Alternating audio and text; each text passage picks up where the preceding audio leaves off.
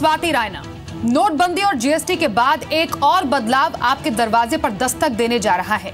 यह बदलाव ऐसा है जिसका असर आपकी जिंदगी पर पड़ना तय है। हम बात कर रहे हैं वित्त वर्ष में होने जा रहे बदलाव की, जिस पर सरकार गंभीरता से विचार कर रही है। और अगर ऐसा हुआ तो ये एक बड़ा बदलाव होगा जिसकी वजह से आम आदमी से लेकर कॉर्पोरेट तक सब पर असर पड़ेगा। तो क्या होगा इसका असर, इस पर बात करने के लिए हमारे साथ एक ग्रैंड पैनल मौजूद है, उनसे बातचीत करेंगे। उससे पहले ये स्पेशल रिपोर्ट देखिए। मोदी सरकार दशकों पुरानी परंपरा को बदलकर देश को आगे ले जाने के काम में जुटी है। इसी क्रम में अब सरकार वित्त वर्ष का समय बदलने पर विचार कर रही है। नीति आयोग की गवर्निंग काउंसिल की बैठक में खुद प्रधानमंत्री नरेंद्र मोदी ने इसके संकेत दिए कि आम बजट की तारीख बदलने के बाद अब सरकार वित्त वर्ष की तारीख बदलने का फैसला भी ले सकती है। ऐसे में अगर वित्त वर्ष की तारीख बदल गई तो आपकी जिंदगी पर कैसा असर हो सकता है, ये आपके लिए जानना जरूरी है। वित्त वर्ष की मौजूदा व्यवस्था भारत सरकार ने 1867 में अपनाई थी। 1867 से पहले भारत में वित्त वर्ष 1 मई से शुरू होता था और अगले वर्ष 30 अप्रैल को समाप्त होता था। अगर सरकार वित्त वर्ष की तारीख बदलकर इसे 1 जनवरी से 31 दिसंबर कर देती है तो सबसे पहले जिस साल इसका ऐलान होगा वो साल छोटा हो जाएगा। अगर मान लीजिए कि मई तक सरकार ने ऐलान कर दिया कि आगे से वित्त वर्ष की तारीख 1 जुलाई से 31 दिसंबर होगी, तो इस साल के लिए बचे महीने कम हो जाएंगे, यानी वित्त वर्ष छोटा हो जाएगा। आपका टैक्स कैलेंडर बदल गया तो आपके लिए सबसे बड़ा चेंज ये होगा कि आप अभी जो टैक्स फाइलिंग 31 जुलाई तक करते हैं उसके लिए तारीख बदल जाएगी। फिलहाल जिनका ऑडिट नहीं होता और सैलरी क्लास 31 मार्च तक टैक्स फाइलिंग कर सकते हैं और जिनका ऑडिट होना है वो 30 सितंबर तक टैक्स फाइलिंग कर सकते हैं, तो उसकी फाइलिंग की तारीख 31 दिसंबर तक हो सकती है।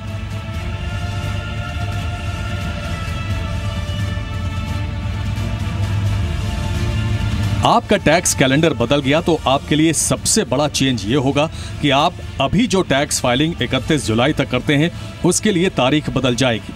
फिलहाल जिनका ऑडिट नहीं होता और सैलरी क्लास 31 मार्च तक टैक्स फाइलिंग कर सकते हैं और जिनका ऑडिट होना है वो 30 सितंबर तक टैक्स फाइलिंग कर सकते हैं, तो उसकी फाइलिंग की तारीख 31 दिसंबर तक हो सकती है।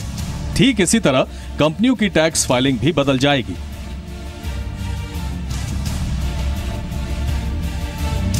बैंकिंग की क्लोजिंग जो हर साल 31 मार्च तक होती है उसकी तारीख भी बदलकर 31 दिसंबर हो सकती है। फिलहाल दिसंबर के महीने में विदेशी निवेशक अपने वित्त वर्ष के खत्म होने के चलते दुनिया भर के बाजारों से बिकवाली करते हैं, तो दिसंबर का महीना भारतीय स्टॉक मार्केट के लिए अच्छा नहीं रहता। ऐसा इसलिए क्योंकि भारत का वित्त वर्ष दुनिया के बाकी देशों के वित्त वर्ष से अलग है। अगर भारत का भी वित्त वर्ष 31 दिसंबर को खत्म होगा तो भारतीय बाजार का चलन भी बाकी विदेशी शेयर बाजार की तरह ही होगा। बाजार में अभी कंपनियों के तिमाही नतीजों के लिए पहली तिमाही 1 अप्रैल से 30 जून, दूसरी तिमाही 1 जुलाई से 30 सितंबर, तीसरी तिमाही 1 अक्टूबर से 31 दिसंबर और चौथी तिमाही 1 जनवरी से 31 मार्च तक होती है। वित्त वर्ष बदलने के बाद पहली तिमाही 1 जनवरी से 31 मार्च तक मानी जाएगी और उसके आगे की तिमाहियां उसी के मुताबिक चलेंगी। हालांकि नीति आयोग का कहना है कि 150 साल में बार बार ये मुद्दा उठा है, इसलिए इस पर सभी पक्षों से बात करना जरूरी है। वित्त वर्ष बदलने के लिए मॉनसून और किसान एक प्रमुख मुद्दा है, क्योंकि 50% वर्कफोर्स खेती पर निर्भर है। सरकार किसानों की आय को दुगना करना चाहती है। भारत में मॉनसून का सीजन जून से सितंबर होता है और वित्त वर्ष बदलने की स्थिति में बजट अक्टूबर या नवंबर में आएगा। ऐसे में सूखे की स्थिति आती है तो सरकार के पास किसानों को तुरंत फायदा देने के लिए समय होगा। ब्यूरो रिपोर्ट, जी मीडिया। तो वित्त वर्ष अगर बदलता है तो आपकी जिंदगी पर क्या पड़ेगा असर, और साथ ही साथ अगर पूरे इंडिया को हम देखें, इकोनॉमी, कॉर्पोरेट्स पर क्या इसका असर पड़ सकता है, कैसे इंप्लीमेंटेशन होगा, इस पर बातचीत करने के लिए हमारे साथ एक ग्रैंड पैनल मौजूद है। सबसे पहले परिचय आपको करा दें, इस वक्त हमारे साथ नीति आयोग के मेंबर बिबेक देबरॉय जी हैं, उनसे बातचीत करेंगे। JN गुप्ता, फाउंडर SES, हमारे साथ डिस्कशन में शामिल है। TSR Subramanian, former cabinet secretary, हमारे साथ हैं। फिरोज खंबाटा, चेयरमैन रसना प्राइवेट लिमिटेड हमारे साथ शामिल है डिस्कशन में। टैक्स एक्सपर्ट असीम चावला हमारे साथ हैं, एग्री एक्सपर्ट विजय सदाना और साथ ही एडिटर इनपुट राजेश सिंह हमारे साथ है। बहुत बहुत स्वागत है आप सभी का इस बेहद ही खास डिस्कशन में शामिल होने के लिए। इनफैक्ट बिबेक देबरॉय, आपसे हम शुरुआत करना चाहेंगे। सरकार कैलेंडर ईयर चेंज करने पर विचार कर रही है, तो अगर फाइनेंशियल ईयर जनवरी से दिसंबर तक होता है तो इसके लिए क्या तैयारी करनी पड़ेगी? There is a lot of adjustment that is already happening. Plan, non-plan distinction is going, states are realigning their budgets in accordance with the recommendations of the Shivraj Singh Chauhan Committee on centrally sponsored schemes, with the fact that the budget has already been brought forward by about a month. Given all of that, and remember GST, so given all of that, I think you don't really need more than perhaps 1 year to implement this. What needs to be done is, of course, to have consultations with the states on what problems exist. And by the way, these consultations with the states have been done in the past also. Sir, अगर बात करें तो हाल ही में नोटबंदी और फिर demonetisation हुआ है, इसके बाद फाइनेंशियल ईयर को चेंज करने की आपको लगता है टाइमिंग सही है? एक चीज आपको मैं बताना चाहता हूं, that around the year 93, the then deputy chairman of the planning commission wrote a letter to the then finance minister, which was Dr. Manmohan Singh, saying this committee that I mentioned earlier suggesting the change was in 1985. So he wrote a letter to the then finance minister saying that what has been the status of implementation of the recommendations of that committee of 85 which had recommended the change. And Dr. Manmohan Singh wrote back saying, we are in the middle of reforms, this is not the best time to implement such a change. I mention this because in a way, if you don't want to do the change, no time will be the right time. If you want to do the change, every time is the right time. Sir, इस पर तो ये भी जानना जरूरी हो जाता है कि कंपनियों को इसके लिए कितनी तैयारी करनी पड़ेगी?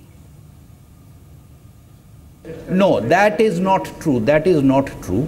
Because when you are changing the fiscal year, you are really changing it for purposes of the government. Even today, the government's financial year may be 1st of April to 31st March. But there are companies which follow a different accounting year for their purposes, which is perfectly allowed under the taxation rules, under the income tax rules. So therefore, even in this case, it is perfectly possible for companies to stick to a different kind of accounting year. Alright, thank you so much Bibek Debroy हमसे जुड़ने के लिए इस show में और अपने view सामने रखने के लिए, और कुछ इंपॉर्टेंट पॉइंट्स इनफैक्ट आपसे बातचीत करने में सामने आए हैं, और इसी पॉइंट से मैं इनफैक्ट डिस्कशन की अब आगे इसको बढ़ाती हूँ। टीएसआर सुब्रमण्यन जी, आपसे यहाँ पर इनफैक्ट इस पर एक टेक लेना चाहेंगे। बिबेक देबरॉय ने कहा है कि एक्चुअली जो हो रहा है या हो सकता है ये एडजस्टमेंट का एक हिस्सा है। हाल ही में हमने डिमोनेटाइजेशन और नोटबंदी भी देखा, उसमें भी एक एडजस्टमेंट, एक बड़ा एडजस्टमेंट देखा है, and it is very well possible कि 1 साल में इसको हम अगर चाहे तो इम्प्लीमेंट कर सकते हैं। फर्स्टली आपने शुरू किया था कि आपका कमेंटेटर ने शुरू किया था कि बहुत इंपॉर्टेंट मेजर डिसीजन होगा। मेरे विचार में उतना एर्थ शेकिंग डिसीजन नहीं होगा, ये एक टेक्निकल इश्यू है। ऑलरेडी कंपनीज की बात आपने कही, उसमें हर क्वार्टर में उनका अकाउंट बनता है, एंड विवेक देबरॉय ने probably I should go and check again. He said कि ऑलरेडी कंपनीज अपना क्वार्टर रखते हैं। लास्ट ईयर एक अमेंडमेंट हो गया है कंपनीज लॉ में, उसमें यूनिफॉर्मली अप्रैल मार्च को आ गया है अभी। सो ऑलरेडी हो चुका है, and nobody there is no whimper anywhere, it's routine kind of a thing. आजकल कंप्यूटर के एज है, कोई दिक्कत है नहीं। मेरे विचार में first the important things are the change should not be done purely for the sake of change. हालांकि the change is not a major one, इससे आपको एग्रीकल्चर ईयर में किसान के लिए, ड्राउट के लिए, खरीफ और रबी का इनपुट्स के लिए, इनमें आपका फ़ायदा हो। एंड मेरे विचार में अर्ली बजट, चूँकि वर्तमान में द गर्मी season and the rainy season April 1 के बाद आके इंटरफेयर करता है, वो आपको देयरफॉर बजट ईयर चेंज करना मेरे विचार में ज़रूरी है। बजट ईयर चेंज करना है, उससे फिर आपको टैक्सेशन आता है पूरा इकोनॉमी में, आपका ओवरऑल चेंज। सो मेरे विचार में एडवांटेज है। कम से कम 20-30 साल से बात हो रही है और कोई प्रॉब्लम है ही नहीं। मे बी 20 साल पहले प्रॉब्लम था, आजकल कंप्यूटर एज में बिल्कुल प्रॉब्लम नहीं होगा। ऑलरेडी कंपनी का चेंज हो गया है without anybody noticing it, company का ईयर। तो मेरे विचार में प्रॉब्लम नहीं होगा। This will be a good step. Good step. In fact Jayant Gupta ji, आपसे ये जानना चाहेंगे, बिबेक देबरॉय जी ने कहा है कि it's perfectly possible for companies to actually go with this change and in fact TSR Subramanian sir भी कह रहे हैं कि ये बहुत अच्छा स्टेप है और ये एक्चुअली इंप्लीमेंट किया जा सकता है, इसमें कोई परेशानी नहीं है। आपका टेक जानना चाहेंगे कि ये जो बदलाव अगर होगा, ये कैसे बदलाव हो सकता है, कैसी पॉसिबिलिटी है इसकी?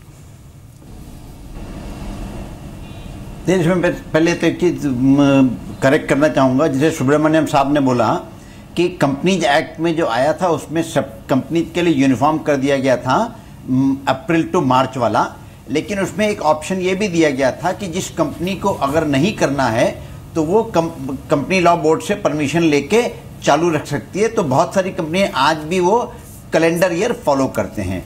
दूसरा बात है, कोई भी चेंज होता है, जैसे मिस्टर सुब्रमण्यम ने कहा कि for the hack of change नहीं होना चाहिए, उसका कोई ना कोई फ़ायदा होना चाहिए।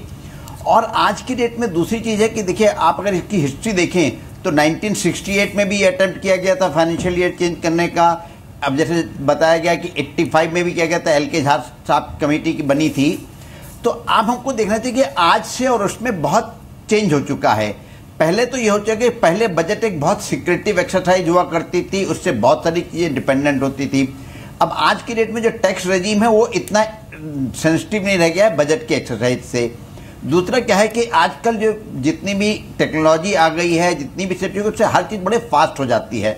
तो मेरे हिसाब से जैसा कि ये आइडिया है कि अगर ये बजट का अकाउंटिंग ईयर चेंज करके हम लोग कैलेंडर ईयर पे आ जाएंगे तो जो हमें एग्रीकल्चर के बारे में जो अनसर्टेनिटीज होती थी वो सर्टेनिटी आ जाएगी।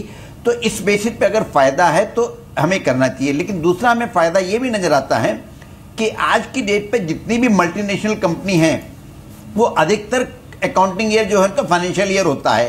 तो जब भी कहीं कंसोलिडेशन की बात आती है, जब भी कहीं दो कंट्री में कंपनी होती हैं तो एक का ऑडिट पीरियड दूसरा होता है, दूसरे का ऑडिट पीरियड दूसरा होता है, तो हम लोगों को सही पिक्चर नहीं मिलती है। Right. तो अगर ये हम लोगों का कैलेंडर ईयर हो जाएगा सब ओवरऑल, तो इसमें पिक्चर सही मिलेगी।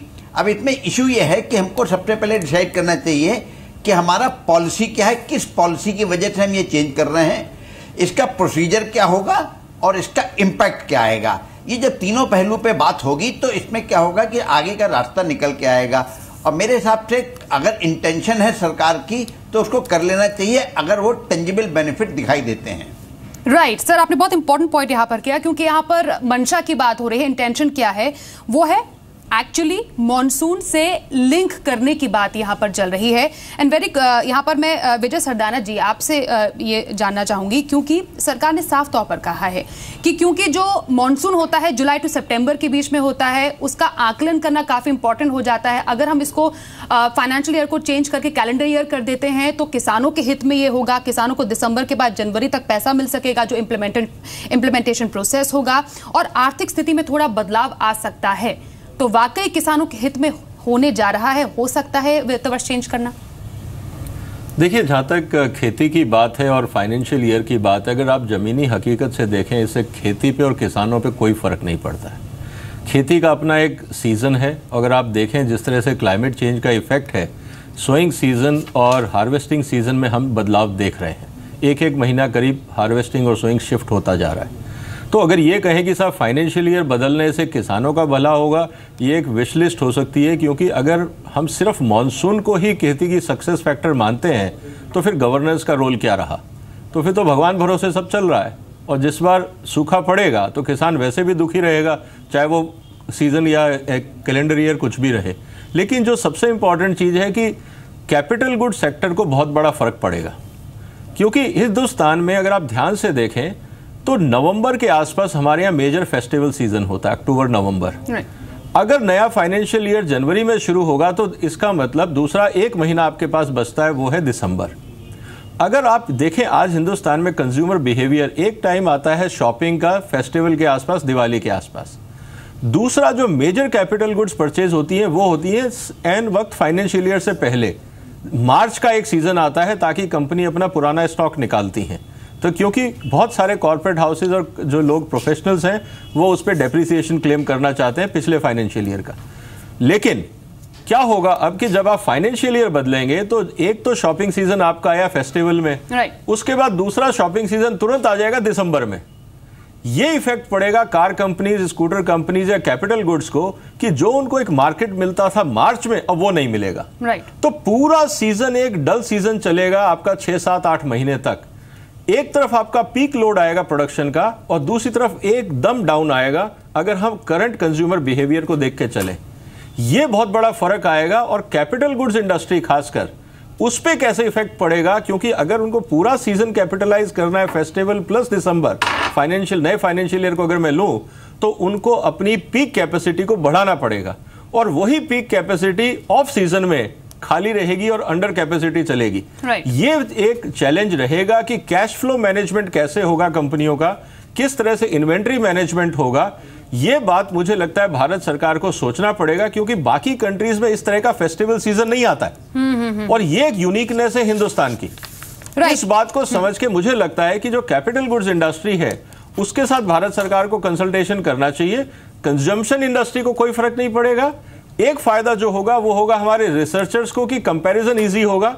आज हम बात करते हैं अप्रैल से मार्च तक का और बाकी दुनिया का डेटा आता है कैलेंडर ईयर का, हमें समझ में नहीं आता कि हमारा जीडीपी ऊपर जा रहा है नीचे जा रहा है कंपेयर टू दूसरे कंट्रीज के।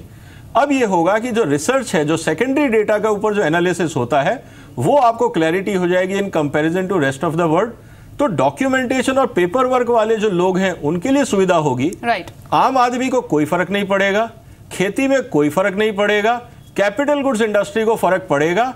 उनके लिए पीक सीजन और ऑफ सीजन काफी कॉम्प्लिकेटेड हो जाएंगे। ये बात हमें समझनी चाहिए। राजेश जी, अभी इनफैक्ट दर्शकों को हम दिखा भी रहे हैं कि कौन कौन सी जो कंट्रीज है वहां पर एक्चुअली कैलेंडर और जो फाइनेंशियल ईयर सेम है और कहां पर अलग अलग टाइम पे ये जो कैलेंडर ईयर के अलावा फाइनेंशियल ईयर होता है। इनफैक्ट कुछ कंट्री जैसे ऑस्ट्रिया हो गए, Brazil, China, Germany, Netherland, Russia जैसी कंट्रीज जो उनका जो फाइनेंशियल ईयर है 1 जनवरी से 31 दिसंबर तक होता है। लेकिन विजय सरदाना जी ने इनफैक्ट ये अपना व्यू पॉइंट सामने रखा है कि एग्रीकल्चर को इससे कोई फायदा नहीं होगा, क्योंकि ये जो पूरे एक्सरसाइज है, यहाँ कह सकते हैं ये जो पूरा इंटेंशन है वो एक्चुअली मॉनसून से लिंक करने का ही है। क्या पर्पस यहाँ पर डिफीट होता हुआ नजर आ रहा है? नहीं, बिल्कुल नहीं। देखिए, पर्पस सिर्फ एग्रीकल्चर से लिंक करना नहीं है। पर्पस ये भी है कि आधा से ज़्यादा यूरोप आप देखिए, 3/4 ऑफ यूरोप जो है वो कैलेंडर ईयर से चलता है। जितने भी मेजर डेवलप्ड कंट्रीज हैं वो सारे कैलेंडर ईयर से चलते हैं। तो अगर हम ग्लोबलाइज्ड वर्ल्ड की बात करते हैं तो अगर हम भी कैलेंडर ईयर पे आ रहे हैं तो डेफिनेटली फ़ायदा होगा, चाहे बड़ी कंपनियों का इन्वेस्टमेंट इंडिया में हो और ग्लोबलाइजेशन हो। तो दूसरी जो एग्रीकल्चर की बात हो रही है वहाँ पे अगर आप बात कीजिए, इवन एलके झा कमेटी ने जो रिकमेंड किया था वो उसने भी कहा था भारत में हालत बहुत ज़्यादा नहीं बदले हैं 85 से लेके अब तक की, चाहे आप इरीगेशन की बात करिए किसी में कीजिए। वहाँ पे उनका उस कमेटी का यही रिकमेंडेशन था कि इंडिया में 70% जो मानसून है वो जून से सितंबर के बीच में होता है। और अगर सपोज कीजिए ड्राउट आती है 2017 में, तो जो पुरानी प्रोविजन से उसमें बजट पास होता था मई में, तो अगर किसानों को जून से पहले कोई रिलीफ नहीं मिल पाता था। इंटरिम रिलीफ भले ही सरकार कुछ दे दे लेकिन बजटरी रिलीफ नहीं मिल पाता था। अगर ये हो जाता है कि नवंबर में या अक्टूबर में बजट आ जाता है और कैलेंडर ईयर शुरू हो जाता है तो वो उन्हें टाइम पे दिसंबर जनवरी तक किसानों को मिलेगा, तो किसानों को फायदा होगा। और माने या ना माने आज के दिन में भी इंडिया की 50% जो वर्कफोर्स है वो एग्रीकल्चर से ही लिंक्ड है। राइट। इनफैक्ट फिरोज खंबाटा, आपसे समझना चाहेंगे कि एक्चुअली अगर ये बदलाव होता है, वित्त वर्ष अगर बदलता है, इंडस्ट्री को इससे क्या फायदा हो सकता है, वो कैसे चेंज एक्सपेक्ट कर सकती है? नहीं, पहले गुड न्यूज़ है कोई नुकसान नहीं होने वाला है, बिकॉज इसमें पहले वो देखना है कि नुकसान क्या होगा। पे एक नुकसान होगा कि लोगों की जो दिवाली हॉलीडे थोड़ी कम हो जाएगी, जो मार्केट में बजट की राह देखते हैं, बजट का उल्लेख करते हैं, वो अक्टूबर नवंबर दिवाली आएगा तो वो दिवाली वैकेशन में क्या करेंगे, तो एक थोड़ा लाइटर वेन में वो एक प्रॉब्लम रहेगा। वो वैकेशन को छोड़ के और मेरे को कोई बड़ा तकलीफ नहीं दिख रही है। पर जो मेरे को पॉजिटिव ये दिख रहा है कि ये जो सिग्नल जो गवर्नमेंट देना चाह रहा है वो है टोटल के we are integrating with the world economy. आज ये FIFB बोर्ड भी ये बार बजट पे उन्होंने ऑलमोस्ट डिसमेंटल कर दिया है। We want to rely on foreign capital. We are trying to become the main attraction for FDI. आप देखो स्टॉक मार्केट भी पूरा अप हुआ है because of lot of foreign flow funds. तो जब पूरा एक ये आइडिया है कि फॉर फॉरेनर्स, फॉरेन फंड्स को हो, PE फंड्स को, FII को, FDI वाले को, they would welcome this move because this helps them to have a similar balance sheet. और ये जो पूरा जो जंगल है कि अभी यहाँ का ये 6 महीने लो, ये महीने लो, ये पूरा बंद हो जाता है। तो ये रीत से ये पूरे ग्लोबलाइजेशन के और ये जो पूरे आइडिया से बहुत सही आइडिया है, सही दिशा में है और ये सही टाइम है। Because more than anything else इससे एक सिग्नल जाएगा इंटरनेशनल कम्युनिटी को कि now India has fully globalised and India is fully welcome to take their investment and we are doing extra things, we are going what I call extra mile जा रहे हैं हम foreign का investment India में लाने के लिए। ये एक क्लियर कट मैसेज जाएगा। रही इंडियन कंपनी की बात, इंडियन कंपनी अब उससे कोई ज़्यादा नहीं फर्क पड़ेगा, थोड़ा एडजस्टमेंट रहेगा। एक बार एडजस्टमेंट एक बार हो जाएगा फिर उसका हमेशा ठीक रहेगा। तो मेरे को हिसाब से मैं तो पॉजिटिव मूव समझता हूँ और वेलकम मूव समझता हूँ और एक उसका एनालिसिस के बाद इसको इम्प्लीमेंट कर देना चाहिए। एक ही चीज़ रहेगी कि बजट का टाइम क्या रहने वाला है। मेरे हिसाब से फेस्टिवल सीजन से थोड़ा उसको दूर रखा जाए कि फेस्टिवल सीजन लोगों का बिगड़े नहीं, यही मेरा मानना है। Alright, is a positive step क्योंकि दुनिया की 70% फॉर्च्यून 500 कंपनीज कैलेंडर ईयर पर काम करती है और तालमेल बिठाने में आसानी होगी। ईज ऑफ डूइंग बिजनेस जो है वो उसमें एक बहुत बड़ा बूस्ट मिलने की संभावना से जताई जा रही है। पर इसका एक और पहलू ये है कि टैक्स स्ट्रक्चर, इनकम टैक्स का ही पूरा ये मामला है, कैसे इसमें बदलाव किया जाएगा आने वाले समय में। ये असीम आप हमें बेहतर ढंग से समझा सकते हैं कि अगर ये बदलाव होता है फाइनेंशियल ईयर में तो ये टैक्स स्ट्रक्चर में कैसे बदलाव की जरूरत पड़ सकती है। स्वाति, बहुत ज़्यादा संशोधन और अमेंडमेंट्स इनकम टैक्स एक्ट में चाहिए होंगे। आपने पहले ही सुन लिया कि कंपनीज एक्ट में जो अमेंडमेंट आई थी उससे अप्रैल टू मार्च एक मैंडेटरी स्टिपुलेशन कर दी और जो कंपनीज नहीं फॉलो करना चाहती वो ROC से डिस्पेंसेशन लाएं। तो कंपनीज एक्ट में अमेंडमेंट चाहिए होगी। अकाउंटिंग जो ईयर्स हैं उसके डिस्क्लोजर से रिलेटेड अमेंडमेंट चाहिए होगी। अब बात करते हैं टैक्स की। अभी तक का टैक्स स्वरूप क्या है? अप्रैल टू मार्च हमारा प्रीवियस ईयर होता है और उसको असेसमेंट ईयर एक साल आगे मान के हम असेसमेंट ईयर का कॉन्सेप्ट में चलते हैं। यानी 1 अप्रैल 2017 से 31 मार्च 2018 जो प्रीवियस ईयर 17-18 है उसकी असेसमेंट ईयर 18-19 होती है और हम असेसमेंट ईयर के माध्यम से इनकम टैक्स पे करते हैं। और एडवांस टैक्स की आपकी जो किस्त है वो जून, सितंबर, दिसंबर और मार्च होती है। अगर हम ये मान के चलें कि अप्रैल से मार्च की जगह अब हम जनवरी टू दिसंबर कर रहे हैं तो इनकम टैक्स एक्ट में जो अप्रैल टू मार्च मैंडेटरी ईयर था 1988 से जो आया, अब उसको हम वाटरशेड करके जनवरी टू दिसंबर करेंगे। तो इनकम टैक्स एक्ट में फेरबदल की मैसिव संशोधन की ज़रूरत पड़ेगी बिकॉज सब कुछ ही अप्रैल टू मार्च प्रीवियस ईयर और असेसमेंट ईयर के कॉन्सेप्ट से लिंक्ड हैं, असेसमेंट्स लिंक्ड हैं, असेसमेंट की filing of tax returns linked हैं, एडवांस टैक्स लिंक्ड है। तो इनकम टैक्स एक्ट को तो आपको ओवरऑल करना ही पड़ेगा। पर आप इसकी टाइमिंग देखिए, इस साल कॉरपोरेट इंडिया वैसे ही बहुत ज़्यादा चैलेंज्ड है नए अकाउंटिंग सिस्टम जिसको इंड AS आप कहते हैं उसकी इम्प्लीमेंटेशन को लेके। GST आपके दरवाजे पे के कागार पे खड़ा हुआ है। इस डिसरप्शन के ईयर में अभी हम 8 नवंबर डीमोनेटाइजेशन से ताज़ा निकल के शायद अपने टांगों पे दोबारा इंडियन इकोनॉमी खड़ी हुई है। ये समय चेंज तो कभी भी आ सकता है और आना भी चाहिए। There is no better time to do change. But आप होलिस्टिकली देखें, कॉरपोरेट इंडिया इस समय बहुत ज़्यादा स्ट्रगल कर रहा है नए अकाउंटिंग सिस्टम को लेके। उसके ऊपर आपने इनकम टैक्स एक्ट में भी income disclosure standards, income computation and disclosure standards डाल दिए इस साल से जो मैंडेटरी हो गए। तो GST, income computation and disclosure standard, नया इंड AS, इन सारे में ऊपर से GST। और अब इसकी चर्चा करनी चाहिए और इसके जो पॉजिटिव्स हैं वो भी हमें ढूंढने चाहिए। बट मैं ये मानने, इस बात में मैं सहमत नहीं हूँ या मैं कन्विंस नहीं हो पा रहा कि जो रेस्ट ऑफ द वर्ल्ड करता है वही इंडिया को करना चाहिए, ऐसा नहीं है। India should find its own reason कि क्या हमारे लिए जनवरी टू दिसंबर स्विच करना ठीक है। कनाडा नहीं करता, अमेरिका नहीं करता, ऑस्ट्रेलिया नहीं करता, कुछ डेवलप्ड कंट्रीज़ करती हैं, कुछ डेवलप्ड कंट्रीज़ नहीं करती। तो क्या इसका रीज़न एग्रीकल्चर से रिलेटेड है? क्या आप देखना चाहते हैं कि ड्राउट जून से सितंबर में होता है, या 15 to 18% हमारी जीडीपी फार्म रिलेटेड है? ये सब बातें का एक बहुत ज़्यादा हमारे को इस पे प्रोज एंड कॉन्स इस ऑलराइट, आपने कुछ इंपॉर्टेंट पॉइंट्स यहाँ पर रेज किए हैं असीम। डिस्कशन करना चाहिए, राइट, इनफैक्ट इसी पर करनी चाहिए। राइट असीम, इनफैक्ट इसी पर मैं व्यूज लेना चाहूंगी। इनफैक्ट बैंकिंग सिस्टम में भी काफी बदलाव करने पड़ेंगे, बैंकिंग अकाउंटिंग स्टैंडर्ड में बदलाव करना होगा। बैंकिंग क्लोजिंग 31 मार्च के बजाय 31 दिसंबर हो जाएगी। डिमोनेटाइजेशन के बाद वैसे ही हमने काफी चेंजेस देखा है, एक अलग दौर देखा है बैंकिंग सिस्टम के लिए, उसको एक और बदलाव के लिए तैयार रहना पड़ेगा। जो पॉइंट्स यहाँ पर सामने कहे हैं असीम चावला ने, जेएन गुप्ता, एक तो न्यू अकाउंटिंग सिस्टम से जो पूरा कॉर्पोरेट है वो अभी पार पा रहा है, डिमोनेटाइजेशन हुआ है, आईटी एक्ट में कई सारे संशोधन की जरूरत पड़ेगी। Are we juggling too much at the moment? मैं इस चीज से बिल्कुल सहमत नहीं हूं। आज मैंने एक न्यूज आइटम पढ़ा था, भारत जो है स्पेस में ह्यूमन भेजने की टेक्नोलॉजी की बात कर रहा है। एक तरफ तो हम अपने आप को इतना अच्छा और इतना तेज बनाना चाहते हैं, दूसरी तरफ में भी छोटी छोटी बातों से बोलते हैं इम्पॉसिबल है। ये हमने हमेशा नोटिस किया कि जब भी कोई नई चीज़ आती है तो सबसे बड़ा ऑपरेशन आता है कॉरपोरेट की तरफ से, कंपनी की तरफ से, ये नहीं होगा वो नहीं होगा। आप कंपनीज एक्ट को देख लीजिए, उसको इम्प्लीमेंट करने में इतना टाइम लगाया। हम बोल रहे हैं कि हम दुनिया में सब जगह टेक्नोलॉजी लगा सकते हैं, हम अपने घर में नहीं कर सकते हैं। मुझे कहीं पे भी कोई नज़र नहीं आ रहा है ये अकाउंटिंग स्टैंडर्ड इंप्लीमेंट करने में प्रॉब्लम आ रही है, क्योंकि हमको इससे लगता है कि ट्रांसपेरेंसी बढ़ जाएगी, कुछ चीज़ें हो जाएंगी तो लोगों को तकलीफ हो रही है।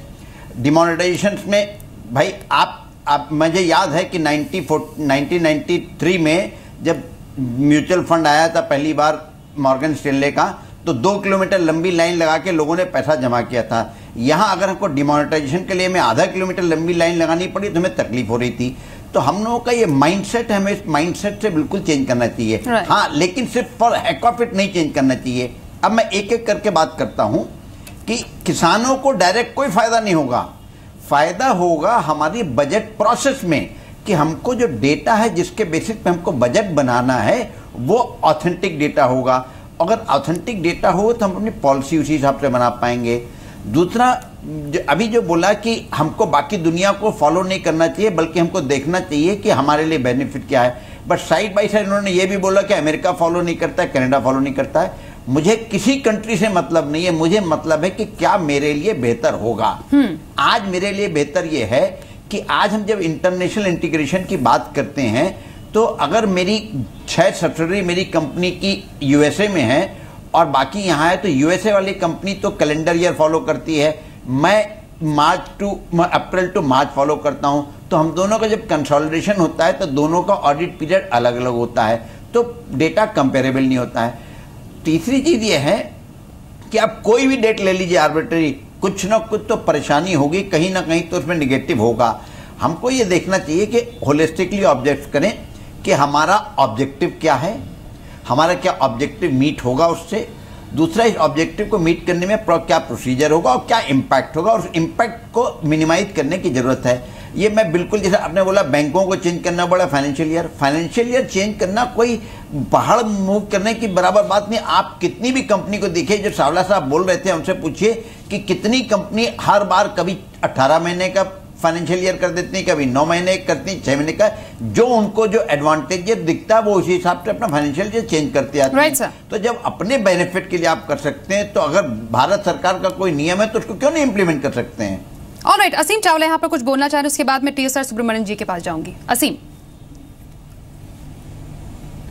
देखिए, हाँ स्वाति, आपको ये ध्यान रखना चाहिए कि 2016-17 जो ईयर है, ये this year should not be regarded as year of disruption only. ठीक है, अगर ये संशोधन लाना है तो इसका एक अप्रोप्रिएट टाइम भी आ सकता है। दूसरा, डॉक्टर शंकराचार्य कमेटी की रिपोर्ट पब्लिक नहीं है, उन्होंने अपनी रिकमेंडेशंस और pros and cons finance ministry को दे दिए हैं। वो रिपोर्ट अगर पब्लिक हो उस पर जैसे आपके चैनल के माध्यम से आज एक अच्छी इंटेलेक्चुअल डिस्कशन हो रही है, ऐसी डिबेट हो, पब्लिक ओपिनियन आए, सब स्टेक होल्डर्स के व्यूज़ आए और उसके बाद गवर्नमेंट को ये रीजन स्टैंड लेना चाहिए। इस समय अगर फाइनेंस मिनिस्ट्री की कोई प्रायोरिटी है तो सीमलेस विदाउट डिसरप्शन जीएसटी लाएं और इन सब चीज़ों पे साथ साथ चर्चा करते रहें। आपको स्टेट्स को भी ऑन बोर्ड लेना पड़ेगा, आपको अपने non planned planned expenditure, cash related expenditure, उन सबको चीजों को ध्यान रखना पड़ेगा। ये बैलेंस शीट सिर्फ एक कॉर्पोरेट और एक इंडिविजुअल की नहीं है, एक प्रॉपर कोऑर्डिनेशन कोऑपरेशन की यहाँ पर जरूरत है। आप स्टेट्स की बात कर रहे हैं। राइट। टी.एस. सुब्रमण्यम सर, यहाँ पर हम एक्चुअली एक बहुत बड़े देश की बात कर रहे हैं। इसमें चाहे सेंट्रल लेवल हो गया, स्टेट लेवल हो गया, इनफैक्ट इवन म्यूनिसिपल लेवल पर यहाँ पर पूरा एक कोऑर्डिनेशन और कोऑपरेशन की जरूरत होगी। इनफैक्ट एसोचैम ने जो अपना एक पक्ष रखा है उसके मुताबिक, उनके मुताबिक मौजूदा व्यवस्था में बदलाव ठीक नहीं होगा, वित्त वर्ष बदलने से हजारों करोड़ रुपए खर्च होंगे। ये पूरा कोऑर्डिनेशन प्लस जो इस पे खर्चा आएगा वो कैसे पॉसिबल हो सकता है? देखिए, ये तो इस इश्यू को कई एंगल से देख सकते हैं। अभी तक मुझको सेटिस्फाइड नहीं हूँ कि इंडस्ट्री सेक्टर जनरल इकोनॉमी में उसका नुकसान होगा। We should not look at any particular segment, overall नहीं होगा। मेरे विचार में your main problem is going to be employment now and shift from rural areas to urban areas. 50% of the people are in rural areas. If you are satisfied, it's a question of if, that आपका agricultural sector में benefit होगा। मेरा absolute conviction है कि it is not only a question of quantum of rainfall, it is also a question of kharif input. People can prepare for it, they will know the pricing of all that, we know which कौन सी crop में जाना है पहले से मालूम पड़ेगा। Same thing for, चूँकि आज की तारीख में अप्रैल में you get the numbers, by the time the taxation numbers go to the states, it's not 1 month there. वहाँ से ब्लॉक में खेती में जाने में और 2 महीना लगता है, तब तक बारिश आ जाता है, आपका kharif sowing is over and rabi is. I am number 1 satisfied, number 1। Right. Number 2, ये कहा है कि 15%, to my mind this is mentality I would like to comment upon. Somebody mention कि आपका क्या फिक्र करते हो, 50% है agriculture sector. This is why this country is in such a bad shape now.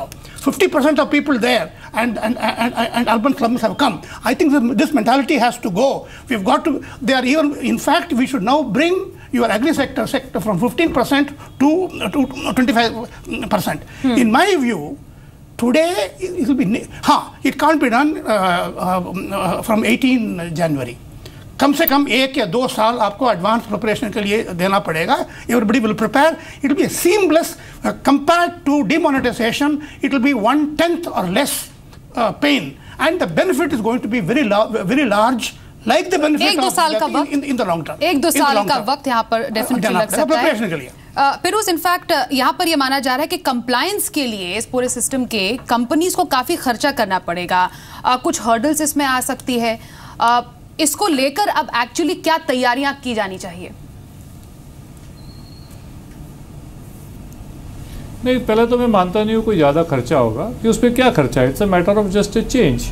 तो आई डोंट थिंक इससे कोई एक्स्ट्रा एक्सपेंस होने वाला है। ऑब्वियसली थोड़ा कंसल्टेंट का काम बढ़ेगा, we will have to do some changes in our ERP system. आजकल आपको मालूम है सब कंप्यूटर पे चलता है, तो सॉफ्टवेयर में थोड़े खर्चे चेंज करने पड़ेंगे। But I don't expect it to be huge expense, but I fully endorse the view of the rest of the people that this can not be done at 6 months notice.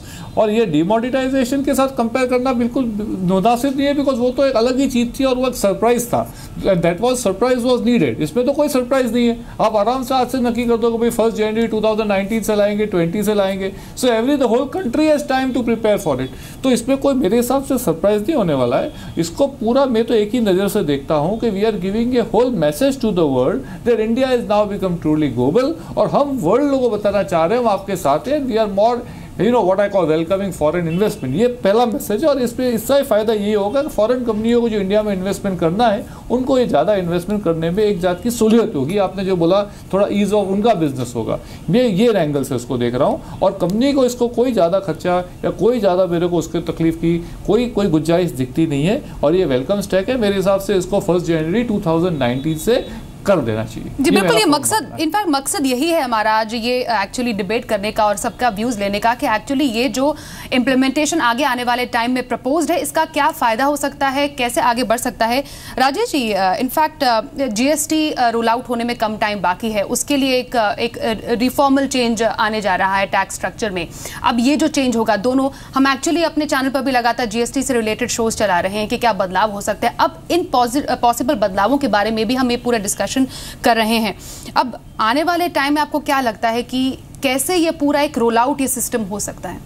देखिए, फिलहाल जैसा कि एक इसने रसीम चावला जी बता रहे थे, शंकराचार्य कमेटी ने अपनी रिकमेंडेशन दी है, उसे अभी सरकार ने पब्लिक नहीं किया है। लेकिन सरकार जो है वो अभी स्टेट से, पीएम ने अभी नीति आयोग की जो पिछले महीने मीटिंग हुई थी उसमें स्टेट के चीफ मिनिस्टर्स को कहा था कि आप लोग इसको डिस्कस कीजिए और बताइए कि इसको इम्प्लीमेंट करने में आपके यहाँ क्या प्रॉब्लम है। वित्त मंत्री जो है वो राज्यसभा में ऑलरेडी स्टेटमेंट दे चुके हैं कि ऑलरेडी हम लोग स्टेट से लोकल बॉडीज में हर जगह चेंजेस करने होंगे टैक्स स्ट्रक्चर में और चीज़ों में, तो इस पर अभी डिस्कशन चल रहा है। दूसरी जहाँ तक बात है इम्प्लीमेंट करने की, तो सरकार भी अभी ये नहीं कह रही कि हम 2018 जनवरी से इम्प्लीमेंट करेंगे। वो अभी कॉस्ट बेनिफिट इसकी स्टडी की जा रही है, सारे स्टेक होल्डर्स से बातचीत की जा रही है। जो शंकराचार्य कमेटी की जो रिपोर्ट है उसमें भी काफ़ी, उसमें former cabinet secretary KM. Chandrashekhar थे, उसमें राजीव कुमार जैसे इकोनॉमिस्ट थे, तो एक अच्छी रिपोर्ट वो रिपोर्ट है। उस रिपोर्ट की स्टडी की जाएगी, सारे स्टेक होल्डर्स से बात की जाएगी और 1 से 1.5 साल का टाइम देने के बाद ही इसको इंप्लीमेंट किया जाएगा।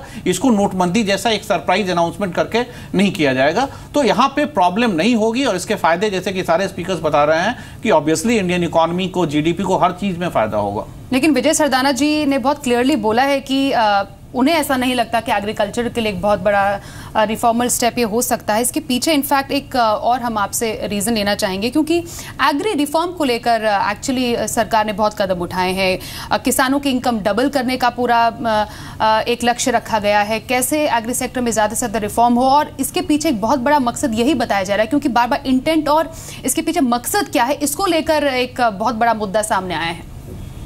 देखिए, जो बात आती है एग्रीकल्चर को टारगेट करके अगर हम रिफॉर्म कर रहे हैं फाइनेंशियल ईयर का, आप सबसे पहले देखिए कि एक तरफ तो हम बात कर रहे हैं direct cash transfer to farmer. तो जहां तक बात है कि हम क्या करना चाह रहे हैं इस फाइनेंशियल ईयर बदल के, कि किसान अगर सूखा पड़ेगा या बारिश होगी, क्या इससे फाइनेंशियल ईयर में क्या फ़र्क आएगा। अगर सूखा पड़ा तो आपको किसानों को सब्सिडी या जो भी फाइनेंशियल असिस्टेंस देना है वो देना है। आज सबके पास जनधन अकाउंट है, आपको डायरेक्ट कैश ट्रांसफ़र करना है, उसमें आपको नहीं। दूसरी बात यह है कि आप असेसमेंट करके ट्रांसफ़र करेंगे तो उससे फाइनेंशियल ईयर का क्या फ़र्क पड़ता है, क्योंकि आपका जो बजट है और जो आपका सरकारी सिस्टम है असेसमेंट करके बेनिफिट ट्रांसफ़र करने का, वो तो वैसे ही 2 महीने लेता है। अगर आप सारा सिस्टम ऑटोमेशन कर रहे हैं, कंप्यूटराइज कर रहे हैं और ऑनलाइन पेमेंट ट्रांसफ़र कर रहे हैं किसान को, तो वो तो आप 2 दिन में भी कर सकते हैं क्योंकि बैंकिंग ट्रांसफर्स हैं। लेकिन बात आती है असेसमेंट की। अगर आज आपके पास वेदर फोरकास्टिंग सिस्टम है, ड्रोन टेक्नोलॉजी आपके पास है, तो 2 महीने नहीं लगने चाहिए। तो मेरा ये कहना है कि आप फाइनेंशियल ईयर बदलिए, उसके दूसरे भी बहुत बेनिफिट हैं, लेकिन ये कहना कि इससे खेती को फायदा होगा, मैं ये बात समझ नहीं पा रहा हूं। क्योंकि किसान आज भी अगर खेती करता है वो फाइनेंशियल ईयर देख के थोड़ी करता है, वो तो बारिश देखता है, नमी देखता है, धूप देखता है और अपनी बीज डालता है। उसको उससे क्या मतलब कि आज 31 तारीख है या 25 तारीख है। अगर आपको दिक्कत आती है तो सिर्फ ये आती है कि in case of crisis Bharat सरकार उसको क्या बेनिफिट दे सकती है और उसका पैसा अवेलेबल है या नहीं है। तो वो तो आप आज भी कर सकते हैं, लेकिन प्रोविजनिंग उसकी होनी चाहिए, आपके ऑफिसर्स के पास क्लियर गाइडलाइंस होनी चाहिए, आपके पास बैंकिंग सिस्टम इन प्लेस होना चाहिए, तभी तो किसान का फायदा होगा। आई थिंक केस सर कुछ बोलना चाहते हैं, आप बताइए सर। आपको देखिए, I think the main rational by advancing the budget is to help the agriculture sector. The main rationale ये रहा है। ये I think too simplistic है, and unfortunately without any offense, the national English agencies have no understanding of the agriculture sector. For them, the economy means only business, and that too not small business. Out of 6 crore agencies, only 40 lakhs के लिए बात होती है। तो इसलिए I'm not being negative. I'm saying we need to change. The point here is what crop to show, what is the price of the seeds, seed distribution का fertiliser pricing advances through the cooperative structure is a very large complex operation, and I think it's much too simple to say that 50% of people जिनकी रोजगी है वो कहें कि उनका फायदा ही नहीं। अगर आपका एक्सपर्ट कंक्लूजन है कि एग्रीकल्चर में फायदा नहीं है, please scrap it. Don't make the change for the sake of change. I'm quite satisfied.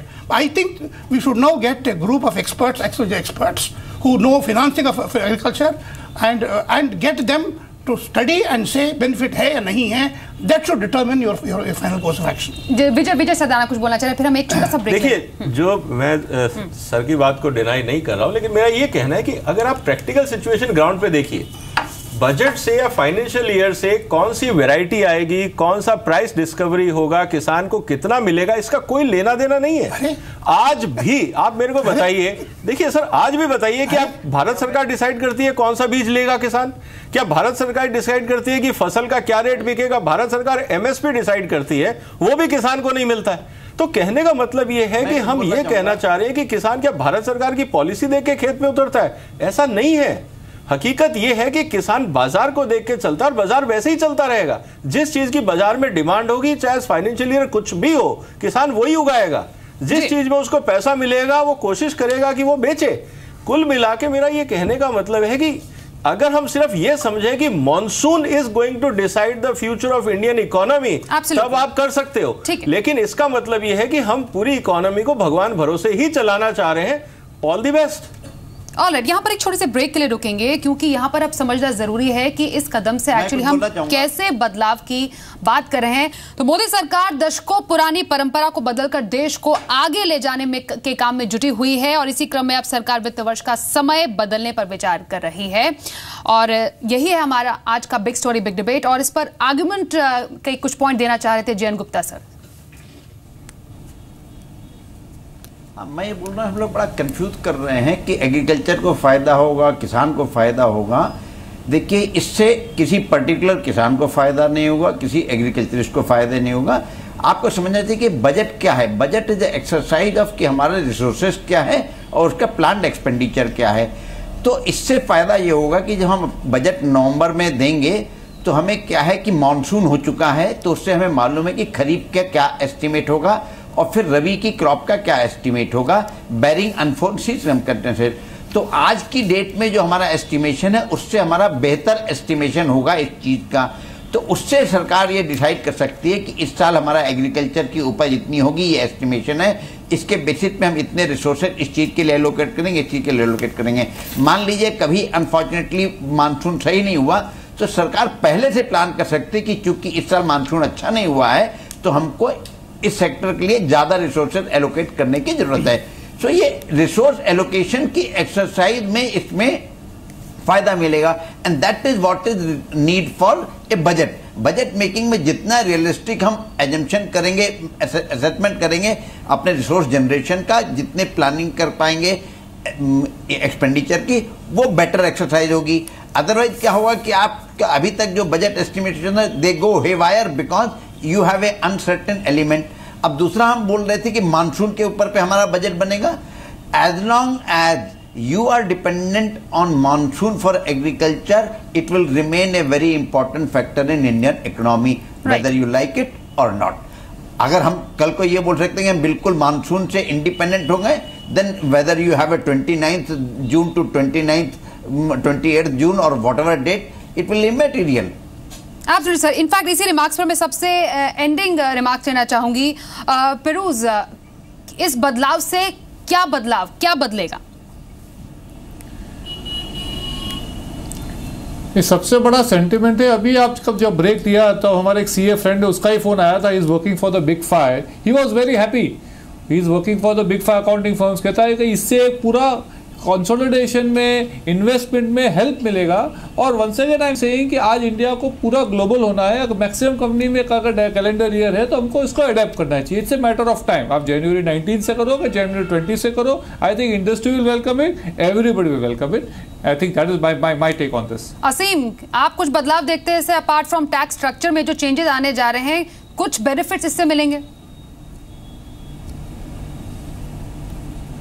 देखिए डिज़ायरेबिलिटी और फिजिबिलिटी ये दो एस्पेक्ट्स हैं, ठीक है। और अगर इन दोनों एस्पेक्ट्स पे ये एज ओल्ड हमारा जो हिस्टोरिकल कैलेंडर है जो हमने ब्रिटिशर्स से इनहेरिट किया अप्रैल का, अगर उसमें कोई गवर्नमेंट मशीनरी को, सेंटर स्टेट को और वेलफेयर ऑफ ऑल को और बिजनेस को फ़ायदा हो, then change is welcome, but you should time the change in a manner when people can cope up with changes, because बहुत सारे लेजिस्लेटिव चेंजेस चाहिए और हमारे legislative changes usually half baked होते हैं, एक स्टेप आगे दो पीछे। अभी भी कंपनी लॉ इंडिया में नहीं सेटल ठीक से हो पाया, तो इसीलिए चेंज इज़ ऑलवेज गुड, इसकी timing, appropriateness and the manner in which you should bring the change, all right, sir, that is the only question. Otherwise any change is a welcome change. Subramanian sir, I think on balance everybody has said that firstly it is a technical issue. I don't think the change will be painful at all. It will be with given 1 year's preparation, number one. Number two, खर्चा ज़्यादा नहीं होगा. Benefits are likely to be, like we talk of expense for Digital India, we may spend 10,000, 30,000 crores, benefit will be in 500,000 crores. This will be the benefit over time. Lastly, for me, the main issue is the employment, which is going to be the major problem for the next 10 years. Migration to urban areas is going to be a major area. We need to diversify there. We need to give more attention to that area. With more groundwater is coming down, huge problems are there, and therefore भगवान के भरोसा नहीं है anymore. This is going to be a positive step to ensure things are done. I think the trouble is worth it, and every time for a good change is a good time. विजय सरदाना जी, आप इस पर क्या कहेंगे? क्या बदलाव आप देखते हैं आने वाले समय में अगर फाइनेंशियल ईयर बदलता है? देखिए, जैसा सबने कहा कि बजट इज एक्सरसाइज जिसमें आप इनकम और एक्सपेंडिचर की बैलेंस शीट बनाते हैं और देखते हैं, लेकिन सबसे इंपॉर्टेंट जो चीज़ है वो है कि आपका जो एस्टिमेट्स हैं कि आपके एक्सपेंडिचर्स और एस्टिमेटेड एक्सपेंडिचर क्या होंगे, उसके लिए आपको चाहिए डेटा। जिस तरह से आज हिंदुस्तान में डेटा कंपाइलेशन है, आज सबसे बड़ी ट्रेजेडी ये है कि हमारा जो डेटा रिलायबिलिटी है वो बहुत कम है। हम बात कर रहे हैं एग्रीकल्चर एस्टिमेट्स को लेके, हम क्रॉप एस्टिमेट्स को लेके, आज भी हमें नहीं पता लगता कि अगले साल कितना ईल्ड आने वाला है, क्या नहीं आने वाला है। तो जब तक आप डेटा कंपाइलेशन मशीनरी को इंप्रूव नहीं करेंगे तो क्वालिटी ऑफ बजट इंप्रूव नहीं होगा, और जब तक क्वालिटी ऑफ बजट इंप्रूव नहीं होगा, जो आप करना चाह रहे हैं फाइनेंशियल ईयर बदल के, आपको वो डिजायरेबल आउटकम नहीं मिलेगा। तो इसलिए आप बदलिए फाइनेंशियल ईयर, ग्लोबल मार्केट से आप लिंक करिए, जरूर करिए, लेकिन उसका बेनिफिट तब मिलेगा जब आपका quality of data and data compilation machinery जब तक नहीं सुधरेगी, तब तक ये एक सिर्फ पेपर वर्क रह जाएगा और एक रिचुअल रह जाएगा। लेकिन पहले भी इस पर कई बार चर्चा हो चुकी है राजेश जी, पहले भी कमेटी बन चुकी है, इस पर बाकायदा चर्चा हो चुकी है कि फाइनेंशियल ईयर को चेंज कर दिया जाए, लेकिन इस बार ऐसा लग रहा है कि मोदी सरकार पूरी तरह से प्रतिबद्ध है। बाकी रिफॉर्म्स की तरह ही वो इस बार ये ठान चुकी है कि हाँ, हमें एक्चुअली जो फाइनेंशियल ईयर है उसे चेंज करना है, और उसके लिए वो लगातार काम आगे कर रही है। देखिए, बिल्कुल हमारी जो वित्त मंत्रालय में या वित्त मंत्री से भी जो बातचीत है, इनफॉर्मली बातचीत में वो यही कहे हैं कि रिपोर्ट आ गई है शंकराचार्य कमेटी की, सारे स्टेक होल्डर्स से बातचीत चल रही है और सरकार कोई हड़बड़ी में नहीं है कि इसे कल से या परसों से या 2018 जनवरी से ही लागू करनी है। पूरी स्टडी की जाएगी, कॉस्ट बेनिफिट एनालिसिस की जाएगी और उसके बाद ही इसको इंप्लीमेंट किया जाएगा। इसको इंप्लीमेंट करना है, इस बात पे क्लैरिटी है, कब करना है इस पे डिसीजन लिया जाना है, इस पे कोई जल्दीबाजी में नहीं होगी। कोई जल्दबाजी सरकार की तरफ से नहीं है, और जब इसका इंप्लीमेंटेशन हो जाएगा, हम तमाम जो गेस्ट हैं, जो हमारा पैनल है आज, उनके साथ बैठकर एक्चुअली इसके बेनिफिट्स के बारे में एक और राउंड ऑफ डिस्कशन जरूर करेंगे। थैंक यू सो मच सभी मेहमानों का हमारे साथ आज के बिग स्टोरी बिग डिबेट में जुड़ने के लिए। फिलहाल इसी के साथ आज के इस स्पेशल बुलेटिन में बस इतना ही।